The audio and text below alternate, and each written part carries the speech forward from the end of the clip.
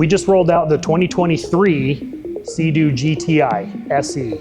This model is largely unchanged for 2024 other than a couple of color changes, but I still wanted to show you guys some of the features that come along with the GTI. Some of the big ones, you get two engine options. You get 170 horsepower or 130 horsepower, and you can also get it with the IDF, which some of you may not be familiar with. That's the Intelligent Debris-Free Pump System.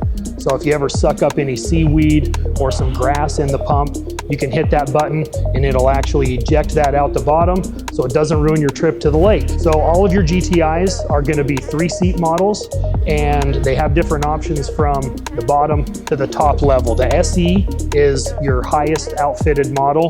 IBR is standard. Some of the other options you can get on your GTIs, you can get it with or without a stereo. So if you want your tunes out at the lake, that's an option. You've got the waterproof phone storage in here.